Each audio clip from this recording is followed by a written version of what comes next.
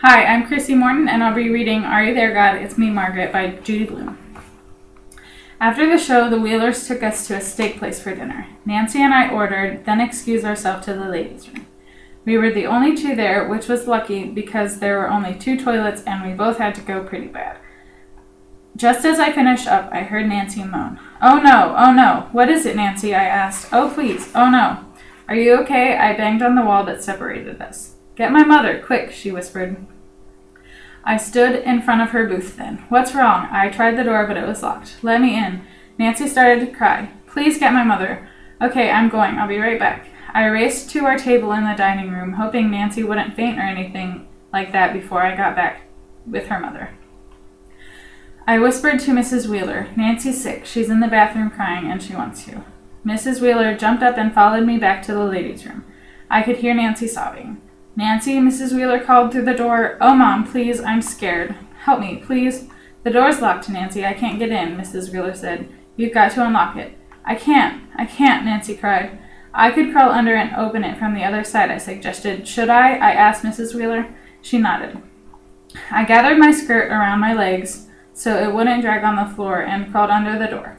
Nancy's face was buried in her hands. I unlocked the door for Mrs. Wheeler, then waited outside by the sinks. I wondered if Nancy would have to go to the hospital or what.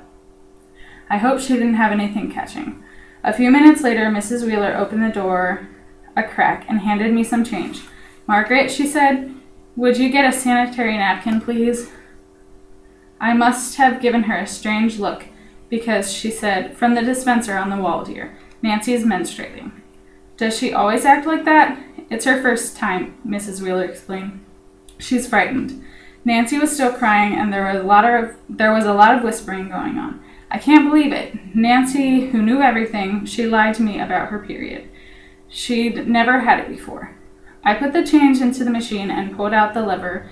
The sanitary napkin popped out in a cardboard box. I handed it to Mrs. Wheeler. Nancy, calm down. I could hear her mother say, I can't help you if you don't stop crying. Suppose I hadn't been along that day. I'd never have found out about Nancy. I almost wish I hadn't. Finally, Nancy and her mother came out of the booth, and Mrs. Wheeler suggested that Nancy washed up before she came back to the table. I'm going to tell the others not to worry, she said. Don't be too long, girls. This book was banned for the reasons of adolescent sexuality and religion because Margaret's parents are each a different religion, and she's trying to figure out which religion she wants to be. And that's it. Thank you for watching.